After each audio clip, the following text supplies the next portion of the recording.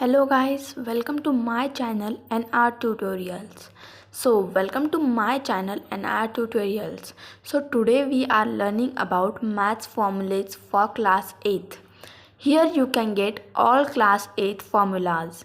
You can write it and learn it. Trust me दोस्तों, अगर आपने इसे लर्न किया ना तो आपको 8th, 9th, 10th ये तीनों स्टैंडर्ड में मैथ्स एकदम इजी लगेगा. Let get started. मैं आपको टू पार्ट्स में सब टॉपिक्स डिवाइड करके दूंगी. मतलब अगर इधर 2 टॉपिक्स है, अब आगे 2 टॉपिक्स, ऐसे 2 टॉपिक्स करके दूंगी. फर्स्ट हमारा टॉपिक है इंटीजर्स. आपको ये नीचे इंटीजर्स दिए हैं, आपको इसे लर्न करना है. और ये मल्टीप्लिकेशन, अब इधर मल्टीप्लाई हुआ है, आप इसे मल्टीप्लाई के साइन के जगह डिवीजन साइन लगा दोगे तो भी ये कुछ भी चेंज नहीं होगा. इसका आंसर भी वही रहेगा और कंसेप्ट भी वही रहेगा. और अब next second, law of exponents.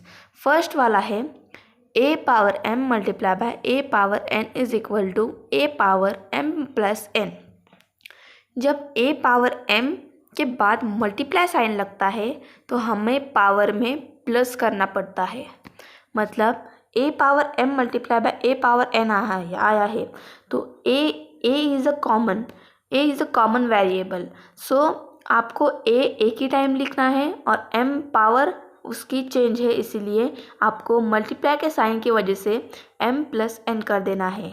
और a variable power m plus n ऐसा लिखना है, जो वो आपका जो भी नंबर हो. फिर second, a power m divide by a power n. ऐसी कंडीशन में अगर डिवीजन वाला साइन अप्लाई हो तो आपको पावर में माइनस यूज़ करना है. अब इधर a power m divide by a power n है तो इसका फॉर्मूला होगा a power m minus n. क्योंकि डिवीजन साइन यूज़ हुआ है इसलिए माइनस का साइन यूज़ होगा यहाँ पर. Third one, a power minus m. यहाँ पर माइनस m है, माइनस मतलब नेगेटिव साइन. आपको इसका रेसिप्रोकल कर देना है. अब लेट्स इमेजिन अगर a के नीचे अगर 1 होता तो आपका a डिवाइड बाय 1 होता, तो आपको उसका रेसिप्रोकल करके 1 divide by a power m कर देना है. ये हो गया आपका थर्ड वन. अभी fourth, a power m bracket close power n is equal to a power m multiply by n. ऐसी कंडीशन में अगर एक पावर आपके ब्रैकेट के बीच में हो और एक पावर आपके ब्रैकेट के बाहर, तो आपको वहाँ पर मल्टीप्लिकेशन साइन यूज़ करनी है पावर में. आपका यहाँ पर होगा a power m multiply by n. mn मतलब मल्टीप्लाई. अब fifth, a 0 is equal to 1. जब भी आपके कौन से भी वेरिएबल के पावर में अगर 0 हो तो उसका आंसर हमेशा 1 ही आता है. Sixth, bracket A B bracket close power n is equal to a power n b power n. ऐसी कंडीशन में अगर 2 वेरिएबल हो और एक ही पावर हो तो आपको दोनों वेरिएबल को एक ही पावर यूज़ करनी पड़ती है. हमारे लॉ ऑफ एक्सपोनेंट्स में टोटल 6 लॉज होते हैं. आपको ये याद रखने हैं. ट्रस्ट में दोस्तों, अगर आपने ये याद कर लिए तो आपको कोई भी फॉर्मूला, मतलब कोई भी क्वेश्चन आपको इजी ही लगेगा. ये है हमारा थर्ड, परसेंटेज. अब ये परसेंटेज है. अब इसका फर्स्ट वाला है, हमें पता है जब हमें परसेंटेज निकालना होता है तो हमें मल्टीप्लाई करके 100 करना पड़ता है. अभी यहाँ पर हमारा फर्स्ट है फ्रैक्शन परसेंटेज. फ्रैक्शन को परसेंटेज में कैसे करें. फ्रैक्शन हमारा है 4 डिवाइड बाय 5, 4/5 मल्टीप्लाई बाय 100 और ब्रैकेट क्लोज परसेंट. अगर हम 4/5 को 100 से मल्टीप्लाई करेंगे तो हमारा परसेंटेज निकल आएगा, फ्रैक्शन परसेंटेज निकल के आएगा. अब हमारा सेकंड वाला है डेसिमल परसेंटेज. डेसिमल नंबर को हम परसेंटेज में कैसे कन्वर्ट करें. अगर हम 0.5, ये एक डेसिमल नंबर है, इसे हम 100 से मल्टीप्लाई करते हैं तो हमारा डेसिमल परसेंटेज निकल के आएगा। सो हमारा थर्ड है रेशियो परसेंटेज। हम रेशियो को परसेंटेज में कैसे कन्वर्ट करेंगे? सो हमारा रेशियो है 4:5 इज इक्वल टू, हम 4:5 को फ्रैक्शन फॉर्म में कन्वर्ट करेंगे। सो हमारा होगा 4/5 और फ्रैक्शन को अगर 100 से मल्टीप्लाई करते हैं तो हमारा परसेंटेज आ जाता है। तो ये होगा हमारा रेशियो परसेंटेज। अब फोर्थ वन है इंक्रीज परसेंट, मतलब बढ़ने वाला परसेंट। इंक्रीज मतलब बढ़ना और डिक्रीज मतलब लो होना। इंक्रीज अपॉन ओरिजिनल वैल्यू, हम ऊपर कितना इंक्रीज हुआ है वो वैल्यू लिखेंगे और नीचे ओरिजिनल वैल्यू। सपोज मेरा 10 ओरिजिनल वैल्यू है और इंक्रीज 11 में, इंक्रीज वैल्यू 11 है, तो हम दोनों इसे डिवाइड करके इंक्रीज वैल्यू को ओरिजिनल वैल्यू से डिवाइड करके 100 से मल्टीप्लाई करेंगे तो हमारा इंक्रीज परसेंट निकल के आएगा। सेम वे डिक्रीज़ के साथ सिर्फ इंक्रीज़ की जगह पर हमें डिक्रीज़ वैल्यू लिखनी है और बाकी का वे सेम है। अब फोर्थ वन है, अब परसेंटेज का पार्ट ख़त्म हुआ। अब फोर्थ वन है रेशियो प्रोपोर्शन। अब यहाँ पर थोड़ा फ्लैश हुआ है, so don't worry, I can tell you what is the ratio proportion. अब रेशियो प्रोपोर्शन को फॉर्मूला क्या है? प्रोडक्शन, ये फ्लैश जहाँ पर ये हुआ है ना, वहाँ पर ऑफ है। Production of means is equal to production of extremes, मतलब प्रोडक्शन ऑफ मीन्स को इज इक्वल टू करके प्रोडक्शन ऑफ एक्सट्रीम्स करते हैं। सो ये होगा आपका रेशियो प्रोपोर्शन का फॉर्मूला। अब फिफ्थ वन है स्पीड। स्पीड कैसे निकाले? अगर हमारे पास डिस्टेंस है और टाइम है तो, और स्पीड नहीं है, तो हम डिस्टेंस को टाइम से डिवाइड करेंगे तो हमारा स्पीड निकल के आएगा। अब sixth one, distance is equal to speed into time. अगर हमें डिस्टेंस निकालना है और स्पीड और टाइम है हमारे पास, तो हम स्पीड को टाइम से मल्टीप्लाई करेंगे क्योंकि हमें डिस्टेंस निकालना है। और स्पीड के इधर क्या था, वहाँ पर डिवाइड करना था और यहाँ पर मल्टीप्लाई। कंफ्यूज मत होना दोस्तों, यहाँ पर डिस्टेंस निकालना है और वहाँ पर स्पीड निकालना था। अब सेवेंथ वन है टाइम। टाइम को डिस्टेंस से स्पीड को डिवाइड करना पड़ता है। अगर टाइम चाहिए हमें तो हमें डिस्टेंस और स्पीड को डिवाइड करना पड़ता है। वी नो दैट कि हमें कोई भी एक वैल्यू निकालनी हो तो दो वैल्यू हमारे पास होती है। सो हमारे पास टाइम नहीं है तो हम डिस्टेंस है हमारे पास और स्पीड भी है, तो डिस्टेंस को स्पीड से डिवाइड करेंगे तो हमारा टाइम निकल के आएगा। और एथ, अगर किलोमीटर पर हार है और उसे मीटर पर सेकंड में हमें कन्वर्ट करना है तो हमें क्या करना पड़ेगा? 5/18 मल्टीप्लाई बाय स्पीड, ये हमारा फॉर्मूला है। 5/18 मल्टीप्लाई बाय स्पीड, ये याद रखना दोस्तों। अब हमें अगर मीटर सेकंड में किलोमीटर पर हार को कन्वर्ट करना है, मैंने यहाँ पर लिखा नहीं है पर बता रही हूँ, मीटर पर सेकंड को इसका रेसिप्रोकल करना है। मीटर पर सेकंड को किलोमीटर पर हार कन्वर्ट करना है तो हमें क्या करना पड़ेगा? 5/18 को रेसिप्रोकल, मतलब 18 divide by 5 multiply by speed, ऐसा करना पड़ेगा। मतलब हमें ये पूरे सम को रेसिप्रोकल करना पड़ेगा। So understand.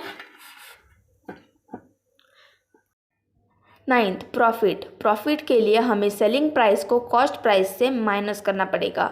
और 10th, लॉस में हमें कॉस्ट प्राइस को सेलिंग प्राइस से माइनस करना पड़ेगा तो हमारा लॉस निकल के आएगा। सो 11, प्रॉफिट परसेंट। हमें 20 रुपीज़ का प्रॉफिट मिला है तो हम उसे परसेंटेज में कैसे कन्वर्ट करेंगे? मेरा प्रॉफिट 20 रुपीज़ का हुआ है और मेरी कॉस्ट प्राइस है 80। अगर मेरी 80 कॉस्ट प्राइस है और प्रॉफिट हुआ है 20 रुपीज़ का, तो मैं उन दोनों को डिवाइड करके, प्रॉफिट और कॉस्ट प्राइस को डिवाइड करके 100 से मल्टीप्लाई करूँगी तो मेरा आएगा प्रॉफिट परसेंट। और सेम वे इन लॉस परसेंट, हम लॉस परसेंट में भी वही अप्लाई करेंगे। प्रॉफिट की जगह लॉस लिखेंगे और उसे कॉस्ट प्राइस से मल्टीप्लाई करेंगे, कॉस्ट प्राइस से डिवाइड करेंगे और 100 से मल्टीप्लाई करेंगे। सो हमारा लॉस परसेंट निकल के आएगा। अब 13, SI। What is mean by SI? I will tell you.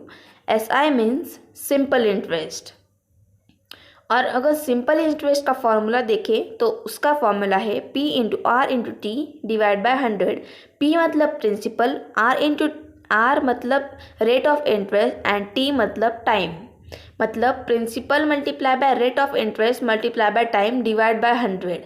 ये तीनों को मल्टीप्लाई करके हमें 100 से डिवाइड करेंगे तो हमारा आएगा simple interest. Rate of interest 14, rate of interest उसका फॉर्मूला है 100 मल्टीप्लाई बाय एस आई, मतलब 100 को सिंपल इंटरेस्ट से मल्टीप्लाई करने का और डिवाइड करने का P into R. P into R मतलब principal into time. So this is and divide it. Trust me दोस्तों, अगर आपने ये फॉर्मूले लर्न किए ना तो आपको 8th 9th 10th और लाइफ टाइम आपको इसके याद रहे ना, तो आपको लाइफ टाइम इसका यूज़ करना पड़ेगा और आपको बहुत हेल्प मिलेगी। सो अगर आपको मेरा वीडियो अच्छा लगा हो तो please like, comment and subscribe ज़रूर कर देना। और अगर आपको कोई और वीडियो चाहिए तो आप मुझे कमेंट सेक्शन में बता सकते हो। सो 15 SP मतलब सेलिंग प्राइस।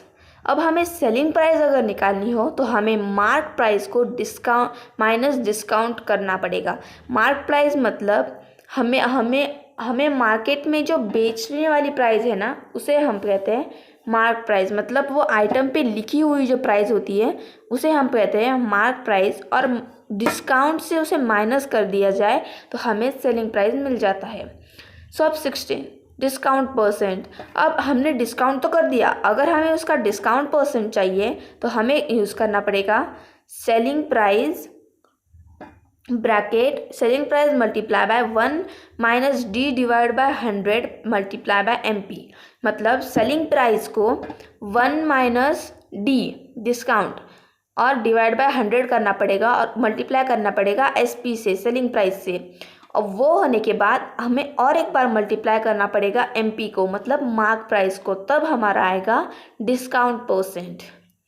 अमाउंट कैसे निकालते हैं? अमाउंट मतलब प्रिंसिपल प्लस इंटरेस्ट, मतलब प्रिंसिपल को इंटरेस्ट से एडिशन करने के बाद हमें मिलता है अमाउंट। 18 प्रिंसिपल। अब हमें प्रिंसिपल कैसे निकालना है? प्रिंसिपल निकालने के लिए हमें 100 को सिंपल इंटरेस्ट से मल्टीप्लाई करना पड़ेगा, फिर डिवाइड करना पड़ेगा rate of interest multiply by time.